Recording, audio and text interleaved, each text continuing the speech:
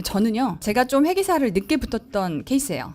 그러다 보니까 30살에 회계사업을 시작을 해서 한참 일을 하다 보니 가만 봤더니 제가 회계법인 안에서 파트너까지가 돼도 60까지면 직업세계에서 수명이 끝나겠더라고요. 무슨 얘기냐면, 자, 제가 30부터 60까지 30년간 돈을 벌어서 그리고 나면 60부터 100까지 40년간 수입이 없는 채로 내 노년을 이어가야 된다는 사실이 저한테는 사실 어떤 의미에서는 끔찍한 공포였거든요. 그럼 이제 어떻게 해야 되느냐? 모두가 다 60살에 더 이상 이 직업 세계에서 나의 경제적 가치가 없어졌을 때 내가 좀 더 길게 일할 수 있는 게 뭐가 있을까? 그때 제가 생각했던 게 전문성이었거든요. 저는 그래서 단순히 회계법인에서 분명히 제가 회계사라고 하는 자격증이 있음에도 불구하고 여기에 플러스 알파에 좀 더 전문적인 형태의 일을 하겠다라고 생각을 해서 회계법인에서 나와서 제 사업을 차려서 시작을 하게 되었습니다. 제가 여러분들한테 말씀드리고 싶은 건 뭐냐면, 여러분들이 이제 세무직 공무원 일을 하시게 되면 안정적으로 60까지의 정년이 보장이 됩니다. 네, 그럼에도 불구하고 60 이후는요, 제가 했던 고민이 여러분 고민과 다르지 않을 거라고 생각이 되거든요. 그럼 직업 세계에서 제일 중요한 건 뭐냐면 조금이라도 더 오래 일하는 겁니다. 그럼 한 예로요, 저희 작은아버지가 구급 공무원으로 처음 세무직 공무원을 시작하셨습니다. 그래서 그 당시에 한 25쯤에 대학을 안 가고 워낙 이제 연세가 좀 있으다 보니까 지금은 한참 전에 세무직 공무원을 처음에 시작을 하셨는데, 현직에서 한 20년 정도를 근속을 하신 다음에 제가 조금 이따 말씀드리겠지만 20년을 근속하게 되면 세무사 시험 1차가 면제가 됩니다. 다른 어떤 직렬에도요 이런 프리미엄이 없어요. 근데 세무직은 그런 프리미엄이 주어집니다.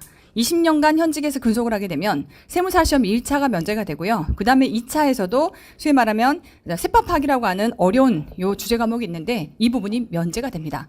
그러니까 아주 쉽게 얘기하면 현직에서 그냥 여러분들이 근속만 해도 세무사 시험에 붙기 유리하다는 걸 의미하죠. 근데 저희 작은아버지께서는 1차를 면제를 받고 2차 시험에 합격을 바로 하셨어요. 그렇게 해서 현직 세무사가 돼서 하시던 일을 이제 그만두시고, 그렇다고 해서 직급이 높게 나오셨냐? 그건 아니거든요. 6급 공무원으로 그냥 퇴직하고 나오셨습니다. 그런데 이제 안에서 배우셨던 20년간 하셨던 그 실무 지식이 평생 이분이 먹고 사는 아주 탄탄한 기반이 됐어요. 원능과에 계셨냐면 국세청 안에 있는 법인세과.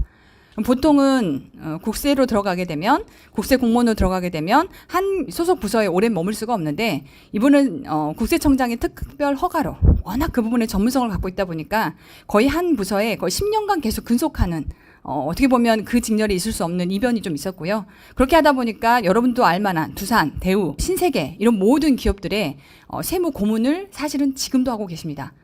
그러니까 무슨 얘기냐면, 보통은 공무원으로 일을 한다라고 하게 되면 60이 정년이죠. 근데 이제 이분은 45세 세무사를 따고 나오셔가지고 그때부터 세무사업을 하시고 지금 연세가 70이 넘으세요. 제가 보면요, 이렇게 글씨를 보세요. 정말 이렇게 보시는데도 불구하고 머릿속에 들어가 있는 세법의 지식이라고 하는 건 본인도 가끔 얘기를 하세요. 대한민국의 세 번째 손가락 안에 든다. 그러니까 자기가 현직에서 공부했던, 내지는 현직에서 쭉 경험했던 그 모든 내용들이 이분이 평생을 먹고 살 수 있는 하나의 정말 넘사벽의 미천이 되는 거죠. 그럼 이런 거예요. 60이 넘어서 정말 남들이 더 이상 뭔가 수입에 해당하는 것들을 전부 다 끊긴다라고 할 때 이분은 여전히 세무사업을 하면서 자신의 전문성으로 계속 수입을 벌 수 있는 그런 위치에 있다 보니까 지금 70이 넘었는데 남보다 10년간 더 돈을 벌 수 있다라고 하는 걸 뭘 의미하는 거죠?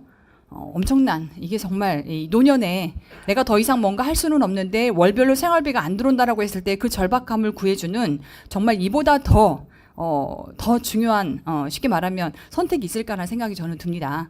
모든 여러분들이 공무원 이 시험을 준비한다라고 했을 때 여러 직렬들 중에서 유일하게 어떻게 보면 세무직이라고 하는 이 직렬이 가지고 있는 장점임에도 불구하고 많은 분들이 어떻게 보면 이 부분에 대해서 좀 놓치고 계시는 것 같아요. 그래서 제가 오늘은 특별하게 세무직이라고 하는 게 어떤 이런 전문성을 가지고 있고 어떤 어드밴티지가 있는지를 여러분들에게 좀 강조를 드려보고 싶었던 거고요.